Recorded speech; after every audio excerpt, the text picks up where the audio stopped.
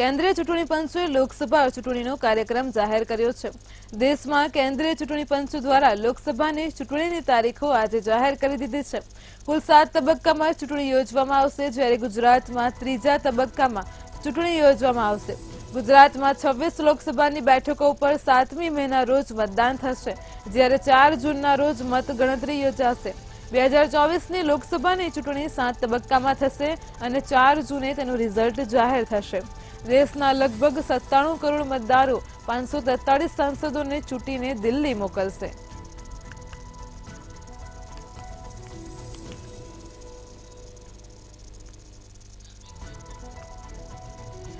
લોકસભા 2024ની ચૂંટણીના તબક્કાઓની જો વાત કરીએ તો 7 તબક્કામાં તે યોજાશે। કુલ મતદાતાઓ 96,81,21,926 નોંધાયા છે। લોકસભાની ચૂંટણી 7 તબક્કામાં યોજાશે, જેમાં થર્ડ જેન્ડરમાં 48,044 લોકોનો સમાવેશ થાય છે। ત્રીજા તબક્કામાં ગુજરાતનું મતદાન થશે। ગુજરાતની 26 બેઠકો ઉપર 7 મેના રોજ મતદાન થશે। મતગણતરીની તારીખ 4 જૂન છે। ફોર્મ ખેંચવાની છેલ્લી તારીખ 22 એપ્રિલ છે, તો ફોર્મ ચકાસણીની તારીખ 20 એપ્રિલ આપી છે। 19 એપ્રિલ 2024ના રોજ 102 સીટ પર લોકસભાની ચૂંટણી યોજાશે, જે તબક્કો 1 કહેવાશે। 26મી એપ્રિલ 2024ના રોજ 89 સીટ પર લોકસભાની ચૂંટણી યોજાશે, જે તબક્કો 2 કહેવાશે। તબક્કા 3માં 94 સીટનો સમાવેશ થાય છે, જે આગામી 7 મે 2024ના રોજ યોજાશે।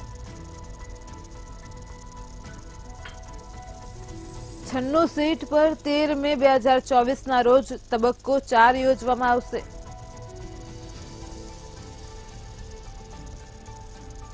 5મા તબક્કામાં 20 મે 2024ના રોજ 49 સીટ પર ચૂંટણી થશે,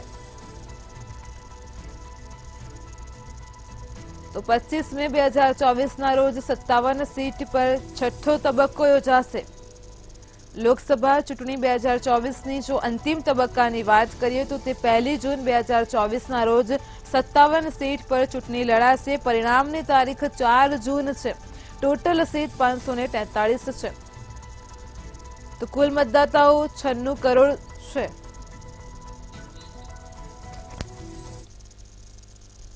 ભારતના ચીફ ઇલેક્શન કમિશનર રાજીવ કુમારે ચૂંટણીની તારીખો જાહેર કરી છે, ત્યારે ગુજરાતમાં લોકસભાની 26 બેઠકો ઉપર ચૂંટણી યોજવામાં આવશે। આ સાથે રાજ્યની ખાલી પડેલી વિધાનસભા બેઠકો ઉપર પેટા ચૂંટણી યોજાશે, તો ગુજરાતમાં 7મી મે લોકસભા ચૂંટણીનું મતદાન થશે। સાથે જ ગુજરાતમાં 5 વિધાનસભા બેઠકોની પેટા ચૂંટણી પણ 7મી મેએ જોવા મળશે। ત્યારે ગુજરાતમાં લોકસભાની ચૂંટણીને લઈને CR પાટીલનું નિવેદન સામે આવ્યું છે। CR પાટીલે કહ્યું છે કે બધી સીટોમાં 80% મતદાન લઈ જવાના પ્રયત્ન કરવામાં આવશે, તેમજ મતદાન વધે તે માટે પણ અમે પ્રયત્નો હાથ ધરીશું। ત્યારે વધુમાં CR પાટીલે કહ્યું હતું કે 26માંથી 26 સીટ 5 લાખ મતથી જીતવાનો વિશ્વાસ વ્યક્ત કર્યો હતો, જ્યારે ઇલેક્શન કમિશનરની જાહેરાતને આવકારવામાં આવી હતી। અને ગુજરાતમાં લગભગ 6 જગ્યા વિધાનસભાની ખાલી હતી, એમાંથી 5 આવ્યા છે। કદાચ એક કોઈ સરહદ ચૂકને કારણે કદાચ એક વિસાવદર વિધાનસભાનું નોટિફિકેશન આમાં દેખાતું નથી। અમે એના માટે રજૂઆત કરીશું કે એનું ઇલેક્શન પણ આની સાથે સાથે થઈ જવું જોઈએ કે ભારતીય જનતા પાર્ટીનો કાર્યકર્તા 26 સીટ 5 લાખથી વધુથી જીતવા માટે સક્ષમ છે, કે એમને મોદી સાહેબનું નેતૃત્વ અને માર્ગદર્શન, એમને કરેલા કામો, એના પરિણામો અને અમિતભાઈ શાહ સાહેબનું માર્ગદર્શન મળ્યું છે। મુખ્યમંત્રી શ્રી ભૂપેન્દ્રભાઈ પટેલ એમના દ્વારા પણ જે લોક ઉપયોગી પગલાં લેવાયા છે, એની અસર પણ આ ઇલેક્શનના મતદાન ઉપર જોવા મળશે। સૌરાષ્ટ્ર ભાજપ પ્રવક્તા રાજુ ધ્રુવે નિવેદન આપતા કહ્યું છે કે સૌરાષ્ટ્ર અને કચ્છની 8 સીટ પર ભાજપ સજ્જ છે। સરકાર દ્વારા કચ્છના છેવાડા સુધી નર્મદા નીર પહોંચાડવામાં આવ્યા છે, તેમજ ઓખાથી દ્વારકાને જોડતા બ્રિજનું લોકાર્પણ કરવામાં આવ્યું છે, તેમજ 500 વર્ષ જૂનો રામ મંદિરનો પ્રશ્ન, કાશ્મીરનો પ્રશ્ન બંધારણીય રીતે ઉકેલવામાં આવ્યો છે। 5 લાખથી વધુની લીડ સાથે દરેક ઉમેદવારને જીત અપાવવાનો વિશ્વાસ વ્યક્ત કર્યો હતો, તેમજ મ્યુનિસિપલ ફાઇનાન્સ બોર્ડના પૂર્વ ચેરમેન ધનસુખ ભંડેરીએ કહ્યું હતું કે વિશ્વના ઉત્થાન માટે નરેન્દ્ર મોદી કામ કરી રહ્યા છે। 156 કરતા વધુ ધારાસભ્યો આગામી સમયમાં ભાજપના જોવા મળશે। ત્રીજી ટર્મમાં મોદી સરકાર વધુ વિકાસના કાર્યો કરવાની છે। ગુજરાતની જનતા ભારતીય જનતા પક્ષ 18મી લોકસભાની સંપૂર્ણ તૈયારી જ્યારે 17મી લોકસભાનું પરિણામ આવ્યા ત્યારથી શરૂ કરી દીધેલી હતી. આજે 18મી લોકસભા એની ચૂંટણી જાહેર થઈ છે. હું ભારતીય ચૂંટણી પંચને અભિનંદન આપું છું કે 97 કરોડ જેટલા મતદારો હોય જે વિશાળ દેશમાં, કદાચ હું માનું છું કે સમગ્ર વિશ્વમાં આટલા મતદારો ધરાવતા ઘણા બધા રાષ્ટ્રો ભેગા થાય તો પણ ન થાય. 52 દિવસ પછી ગુજરાતની જનતા નરેન્દ્ર મોદી માટે, વિકાસ માટે, મોદીની ગેરંટી માટે, ભાજપ માટે, કમળ માટે 26 ઉમેદવાર ભાજપના છે એના માટે મતદાન કરીને 26માંથી 26 ત્રીજી વાર રેકોર્ડ બ્રેક બહુમતી સાથે મતદાન કરીને મોદી માટે, દેશના વિકાસ માટે, ગુજરાતના વિકાસ માટે મતદાન. અમદાવાદની એસવીપી હોસ્પિટલથી હાલ અત્યારે બ્રેકિંગ ન્યૂઝ સામે આવી રહ્યા છે. તો આ એસવીપી હોસ્પિટલમાં જે ઘટના બનવા પામી છે તેના અંગે જો વાત કરીએ તો હોસ્પિટલથી શર્મનાક ઘટના સામે આવી છે. અમદાવાદથી બ્રેકિંગ ન્યૂઝ સામે આવી રહ્યા છે. એસવીપી હોસ્પિટલમાં ડોક્ટર દ્વારા ગર્ભવતી મહિલાની છેડતી કરવામાં આવી છે. મહિલાની સોનોગ્રાફી કરનારા વિવેક નામના તબીબે આ મહિલાની છેડતી કરી છે. તો વિવેક નામના તબીબ વિરુદ્ધ એલિસબ્રિજ પોલીસ સ્ટેશનમાં ફરિયાદ નોંધાઈ છે.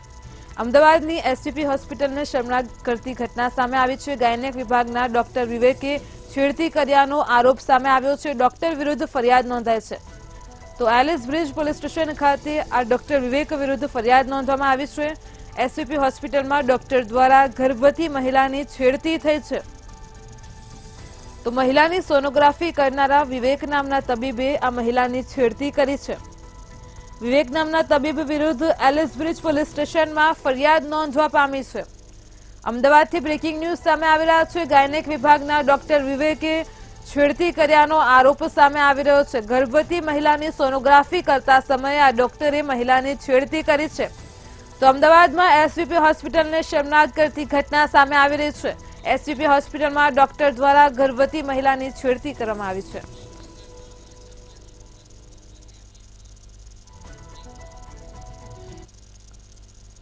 ભાવનગરમાં અસામાજિક તત્વો બેફામ બન્યા છે. ભાવનગરથી ફરી એકવાર બ્રેકિંગ ન્યૂઝ સામે આવ્યા છે. અસામાજિક તત્વોનો આતંક સામે આવી રહ્યો છે. ભાવનગરમાં નીલમબાગ પોલીસ સ્ટેશન વિસ્તારમાં વિધર્મીની દાદાગીરી સામે આવી છે. અસામાજિક તત્વોએ આતંક મચાવ્યો છે. સિંધી સમાજના વિસ્તારમાં ધમકાવતો વિડીયો સામે આવ્યો છે. તો સામાજિક કાર્યકર કમલેશ ચુંડાણી દ્વારા ફરિયાદ કરવામાં આવી છે. પોલીસ સ્ટેશનમાં આરોપી ડોનગીરી સ્ટાઇલમાં નજરે ચડ્યો હતો. તો ભાવનગરમાં અસામાજિક તત્વોએ ફરી એકવાર આતંક મચાવ્યો છે. આપ ટીવી સ્ક્રીન પર જે દ્રશ્યો જોઈ શકો છો તે અનુસાર નીલમબાગ પોલીસ સ્ટેશન વિસ્તારમાં આ વિધર્મીએ દાદાગીરી બતાવી છે. તો સિંધી સમાજના વિસ્તારમાં ધમકાવતો આ વિડીયો આપણી સામે આવી રહ્યો છે. સામાજિક કાર્યકર કમલેશ ચુંડાણીએ આ મામલે ફરિયાદ નોંધાવી છે. તો પોલીસ સ્ટેશનમાં આરોપી ડોનગીરી સ્ટાઇલમાં નજરે ચડ્યો છે.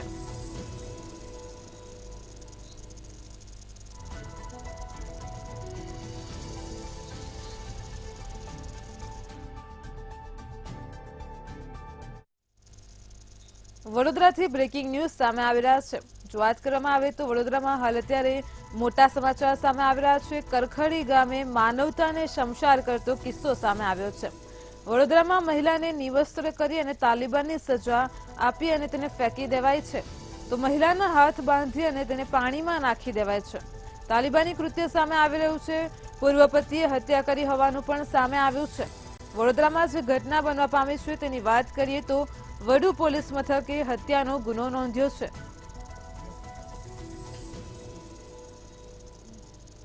વડોદરામાં કરખડી ગામની ઘટના સામે આવી છે. માનવતાને શમશાર કરતો કિસ્સો સામે આવી રહ્યો છે. મહિલાને નિવસ્ત્ર કરી અને તાલિબાની સજા આપવામાં આવી છે. ત્યારબાદ તેના હાથ બાંધી તેને ફેંકી દેવાય છે. તો મહિલાના હાથ બાંધી તેને પાણીમાં નાખી દેવાય છે. પૂર્વ પતિએ જ હત્યા કરી હોવાનું સામે આવી રહ્યું છે. તો આ અંગે વડુ પોલીસ મથકે હત્યાનો ગુનો નોંધાયો છે. માનવતાને શમશાર કરતી ઘટના સામે આવી રહી છે. વડોદરાના કરખડી ગામેથી જેમાં એક પતિએ જ તેની પત્નીની હત્યા કરવાનો મુદ્દો સામે આવી રહ્યો છે. મહિલાને પહેલા નિવસ્ત્ર કરી છે.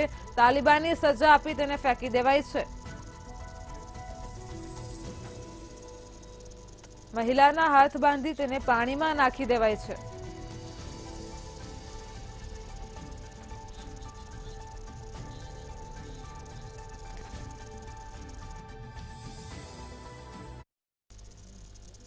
જામનગરમાં ચૂંટણીની જાહેરાત થતાં જ આચારસંહિતા લાગુ થઈ ગઈ છે.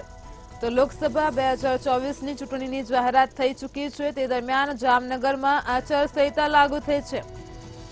તો જામનગરમાં આચારસંહિતાની અમલવારી શરૂ થઈ છે.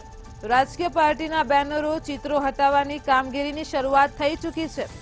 જામનગરથી બ્રેકિંગ ન્યૂઝ સામે આવ્યા તો શહેરમાં લાગેલા મોટા મોટા હોર્ડિંગ હટાવવામાં આવી રહ્યા છે. ચૂંટણીની જાહેરાત થતાં જ અહીં આચારસંહિતા લાગુ થઈ છે. ચૂંટણી સંદર્ભે જિલ્લા કલેક્ટર અને મનપાએ કામગીરી બતાવી છે. જામનગરમાં ચૂંટણીની જાહેરાત થતાં જ મોટા મોટા હોર્ડિંગ્સ હટાવવાની કામગીરી શરૂ થઈ ગઈ છે. તો જામનગરમાં આચારસંહિતાની અમલવારી શરૂ થઈ છે. રાજકીય પાર્ટીના બેનરો અને ચિત્રો હટાવવાની કામગીરીની શરૂઆત થઈ ગઈ છે.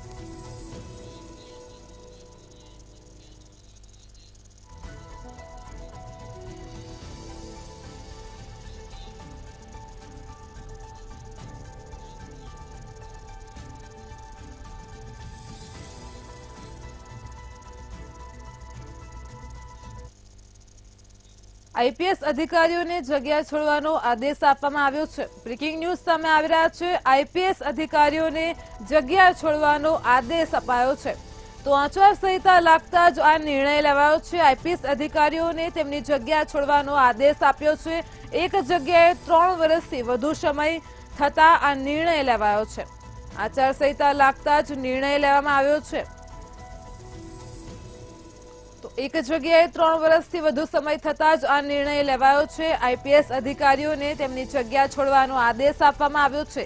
આચારસંહિતા લાગુ થતા જ આ નિર્ણય સામે આવ્યો છે. આઈપીએસ અધિકારીઓને જગ્યા છોડવાનો આદેશ મળી રહ્યો છે. તો આઈપીએસ અધિકારીઓની એક જગ્યાએ 3 વર્ષથી વધારે સમય થતા આ નિર્ણય લેવાયો છે.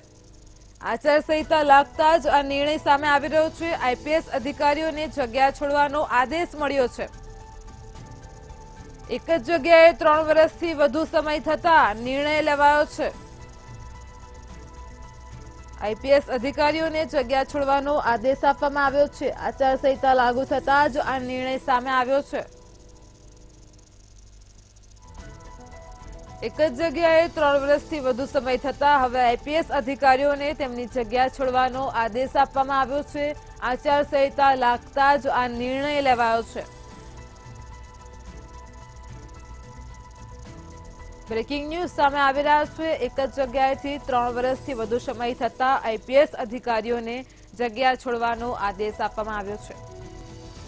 તો આચારસંહિતા લાગતા જ અહીં આઈપીએસ અધિકારીઓ માટેનો જે નિર્ણય સામે આવી રહ્યો છે તેની વાત કરીએ તો એક જગ્યાએ તેમણે 3 વર્ષથી વધુ સમય થતા આ નિર્ણય લેવાયો છે. આઈપીએસ અધિકારીઓને જગ્યા છોડવાનો આદેશ આપવામાં આવ્યો છે. આચારસંહિતા લાગતા જ આ નિર્ણય લેવાયો છે.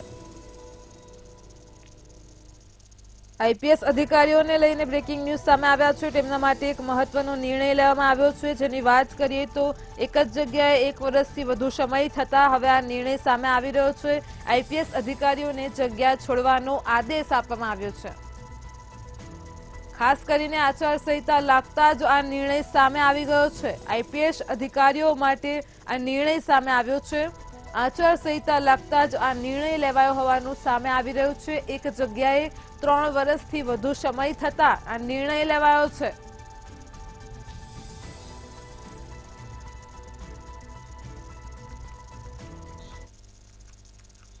સુરત સિટીમાં ભાજપ કાર્યાલય ખાતે મહિલા કોન્ક્લેવનું આયોજન કરાયું હતું. સાથે જ ભાજપ અધ્યક્ષ સી.આર. પાટીલના જન્મદિન નિમિત્તે મહિલાઓએ તેમને પણ શુભકામના પાઠવી હતી. મહત્વનું છે કે ચૂંટણીની તારીખ જાહેર થઈ ચૂકી છે, જેથી મહિલાઓને એકઠી કરી શક્તિ પ્રદર્શન કરાયું હતું, જેમાં જુદા જુદા ફિલ્ડમાંથી મહિલાઓને બોલાવવામાં આવી હતી અને તમામે પોતાના મંતવ્ય રજૂ કર્યા હતા.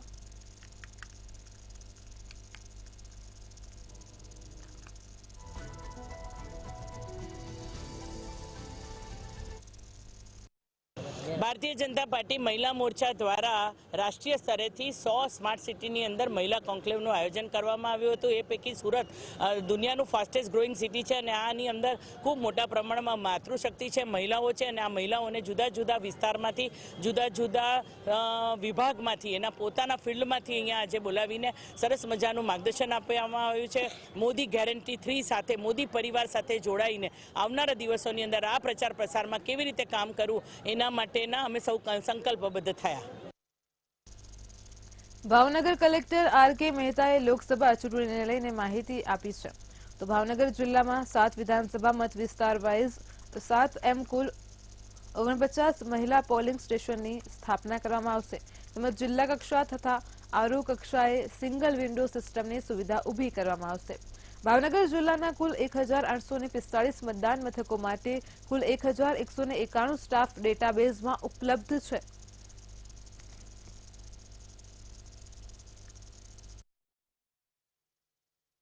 ચૂંટણીની જે અમારી પૂર્વ તૈયારી છે એની અમે અલગથી આપની સાથે પ્રેસ વાર્તામાં ચર્ચા કરેલી છે. અમારી પાસે પૂરતા પ્રમાણમાં સાધન સામગ્રી, આપણા તમામ પ્રકારના સાધનો માટેના ટેન્ડરો પૂરા તૈયાર એપ્રુવ થઈ ગયેલા છે. જુદી જુદી એજન્સીઓને વર્ક ઓર્ડર પણ અપાઈ ગયેલા છે. આ ઉપરાંત કર્મચારીઓ જે છે, સ્ટાફ જે રિક્વાયર્ડ છે એની ડેટા એન્ટ્રી પણ થઈ ગઈ છે. આપણા ઈવીએમ, વીવીપેટ અને બેલેટિંગ યુનિટ, આ આખા સેટનું તૈયારી ફર્સ્ટ લેવલ જે ચેકિંગ છે એ ક્યારનું પતી ગયું છે. લોકસભાની ચૂંટણી 2024ની તારીખો જાહેર થઈ છે, જેના ભાગરૂપે જિલ્લા ચૂંટણી અધિકારી અને કલેક્ટર સૌરભ પારધીએ માહિતી આપી હતી. જેમાં તેમણે માહિતી આપતા કહ્યું છે કે સુરતની 16 વિધાનસભા 3 લોકસભામાં સમાવેશ થાય છે, જેમાં સુરત, બારડોલી અને નવસારી લોકસભા બેઠકનો સમાવેશ થાય છે. તો સુરતની 16 વિધાનસભા બેઠકો ઉપર 47,08,082 મતદારો છે. ચૂંટણી કાર્ડ સુધારાની કુલ 1,15,081 અરજીઓ મળી છે. ત્રણેય લોકસભા વિસ્તારમાં 4,530 મતદાન મથકો છે. ઉપરાંત 16 મોડેલ મતદાન મથક ઉભા કરાશે. તો 112 મતદાન મથક મહિલા સંચાલિત હશે અને એક યુવા બૂથ છે.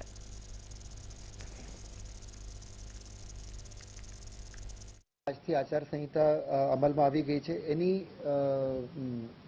એન્ફોર્સમેન્ટ કરવા માટે અલગ અલગ ટીમો જે છે આપણે બનાવી છે. એમાં 26 મોડલ કોડ ઓફ કન્ડક્ટની ટીમો, 117 જે છે એ flying squad, 141 static surveillance team, 44 છે એ video surveillance team, 19 video viewing team, accounting team 16 અને અસિસ્ટન્ટ એક્સપેન્ડિચર ઓબ્ઝર્વર 16 આવી ટીમોનું આપણે ફોર્મેશન કર્યું છે. લોકસભાની ચૂંટણીને લઈને જૂનાગઢ જિલ્લા કલેક્ટર દ્વારા માહિતી આપવામાં આવી છે. જૂનાગઢ લોકસભા બેઠકમાં 5 વિધાનસભા બેઠકોનો સમાવેશ કરાયો છે. ત્યારે લોકસભા બેઠકમાં કુલ 12,80,921 મતદારો છે, જ્યારે 27,458 મતદારો પ્રથમ વખત મતદાન કરશે. 30 flying squad, 45 surveillance team, 10 videography team ફરજ બજાવશે.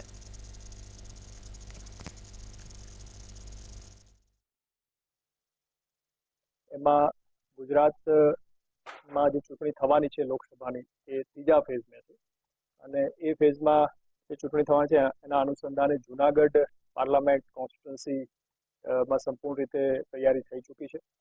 આપણા જે જિલ્લામાં આ વખતે લોકસભાની ચૂંટણી સાથે સાથે માણાવદર વિધાનસભા ક્ષેત્ર છે એની બાય ઇલેક્શન પણ થવાનું છે, જેના માટે પણ અમે સંપૂર્ણ તૈયારી કરી લીધી છે. અમદાવાદની સાબરમતી નદી વધુ પ્રદૂષિત બની રહી છે અને જેમાં સાબરમતી નદીમાં પ્રદૂષિત પાણી ઠલવાઈ રહ્યું છે. ત્યારે એસટીપી પ્લાનમાં પાણી ટ્રીટમેન્ટ થતું નથી. હાઈકોર્ટની ઝાટકણી છતાં કોર્પોરેશન સુધરતું નથી. એસટીપી પ્લાન અપડેટમાં કોર્પોરેશન પૈસા બગાડે છે. તો પ્રદૂષિત પાણી નદીમાં છોડતા હોવાનો વિપક્ષે દાવો કર્યો છે.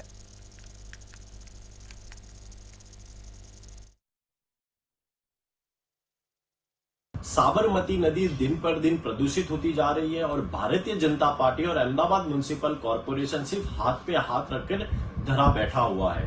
हाई कोर्ट के रोज फटकार लगाने के बाद भी एक तरफ अहमदाबाद म्युनिसिपल कॉर्पोरेशन ये दावा कर रहा था कि हयात एसटीपी को अपग्रेड किया जाएगा. बहरामपुरा में 3 महीने पहले बने सीईटीपी 30 एमएलडी का जिससे बनकर अहमदाबाद म्युनिसिपल कॉर्पोरेशन ने यह दावा किया था कि अब से केमिकल युक्त पानी साबरमती नदी में नहीं डाला जाएगा। વડોદરા શહેરના સમા ડિફેન્સ કોલોની ખાતે રાત્રિની ઘટના બની હતી। નાના ભાઈએ મોટા ભાઈને મોતને ઘાટ ઉતાર્યો હતો, જેમાં આડા સંબંધમાં અડખેલી બનતા નાના ભાઈ અને ભાભીએ કરુણ અંજામ આપ્યો હતો। ત્યારે બંને હત્યારાઓએ મોટા ભાઈનું ગળું દબાવીને મૂઢમાર મારતા ગંભીર ઈજાના કારણે મોત થયું હતું। આ મામલે વડોદરા પોલીસે તપાસ હાથ ધરી હતી, જે બાદ પોલીસે આરોપીની ગણતરીના જ કલાકોમાં ધરપકડ કરીને વધુ તપાસની કાર્યવાહી હાથ ધરી છે।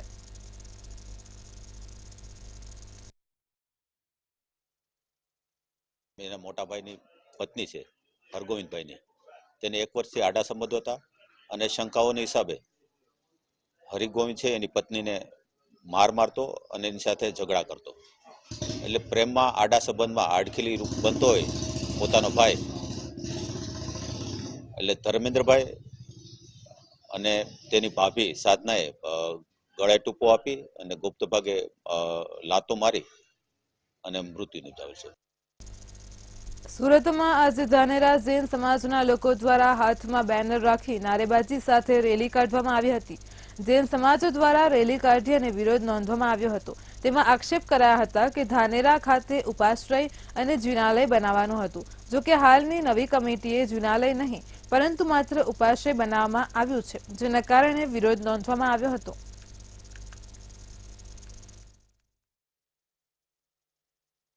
છે એની પહેલી શિલા જ્યાં રૂપાણી છે એને ઉખેડવાની કોશિશની આ મિટિંગ ચાલી રહી છે અને આ મિટિંગનો અમે એટલે સખત વિરોધ કરવામાં આવ્યો છે। આ મિટિંગ સુરત ખાતે મૂક બધિર હોલમાં એ લોકોએ બોલાવેલી હતી।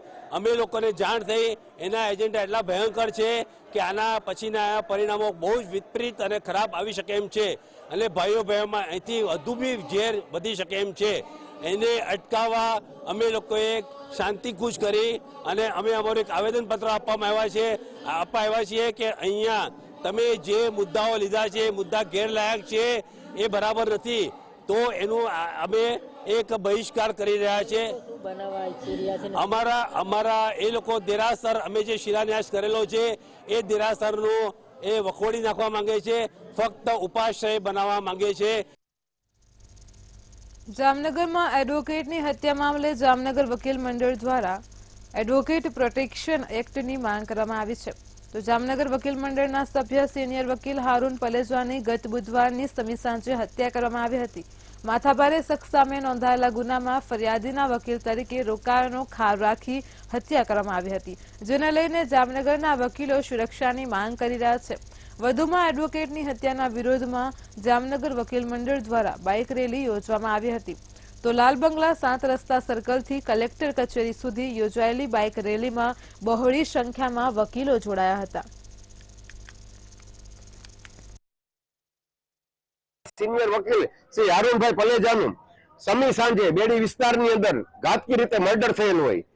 આ હત્યાના પડઘા સમગ્ર ગુજરાતની અંદર સમગ્ર વકીલ આલમમાં અને તમામ વકીલ મંડળોમાં પડેલા હોય અને તેના ભાગરૂપે તેના વિરોધ વ્યક્ત કરવા માટે તમામ વકીલ મંડળોએ જે તે તાલુકા જિલ્લામાં અવનવા કાર્યક્રમો આપેલા છે અને આ જે વિરોધ છે એટલા માટે છે કે જામનગરની અંદર આ બીજી ઘટના છે।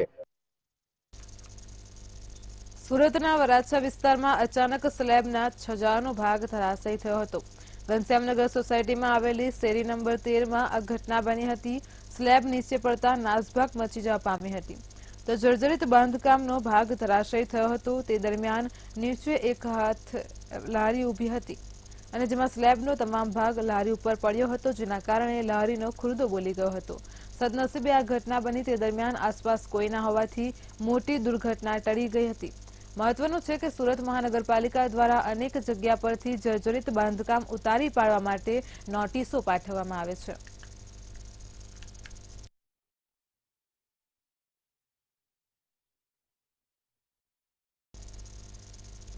હોળી પર્વને હવે ગણતરીના દિવસો બાકી રહ્યા છે। બીજી તરફ હોળી પર્વને લઈને ભક્તો દ્વારકા પગપાળા જઈ રહ્યા છે અને ત્યારે જામનગર જિલ્લા જેલ સ્ટાફ મિત્ર મંડળ દ્વારા ખંભાળિયા હાઈવે પર ન્યૂ જામનગરની સામે સેવા કેમ્પ શરૂ કરાયો છે। પદયાત્રીઓની સેવા માટે શરૂ કરાયેલા કેમ્પમાં આજથી 5 દિવસ સુધી સેવા કાર્ય કરવામાં આવશે। આ દરમિયાન પોલીસ સ્ટાફ દ્વારા પણ પદયાત્રીઓની સેવા કરવામાં આવશે, ત્યારે જેલ સ્ટાફના માનવતાવાદી ચહેરાને લોકો બિરદાવી રહ્યા છે। પગપાળા ચાલીને જતા લોકો સેવાયજ્ઞનો લાભ લેશે। અહીં ચા પાણી નાસ્તો રહેવા જમવા સહિતની સુવિધા નિઃશુલ્ક આપવામાં આવશે। ખાસ વાત એ છે કે જેલના કેદીઓ પણ આ માનવ સેવામાં સહભાગી થઈને પુણ્યનું ભાથું બાંધશે।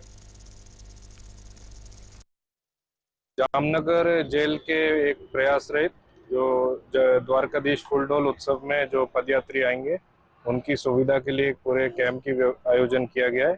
इसमें रहने के लिए, खाने के लिए, मेडिकल सुविधा, नहाने धोने की व्यवस्था जामनगर जेल की तरफ से की गई है। ये उत्सव 5 दिन तक चलता रहेगा। વડોદરામાં વાસણા ભાયલી રોડ ઉપર ઇમારતના પાયામાં ભંગાણ જોવા મળ્યું છે। ભાયલી ગામમાં સિદ્ધિવિનાયક પ્લાઝાની ઇમારત નમી પડી છે।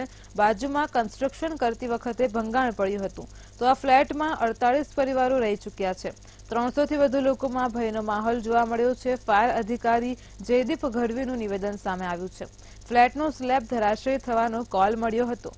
હાલ કોઈ નીચે દબાયું નથી। નિર્ભયતા શાખાને જાણ કરવામાં આવી છે। નિર્ભયતા શાખાના રિપોર્ટ બાદ આગળની કાર્યવાહી કરવામાં આવશે।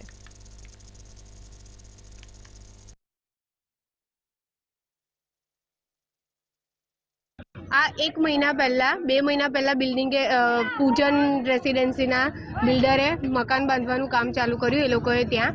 એટલે જેવું મકાન એ લોકોએ બાંધવાનું ચાલુ કર્યું એવું પહેલી અમારી પેલી એ બ્લોકવાળી જે આ વોલ હતી આખી, એ વોલ બધી પડી ગઈ।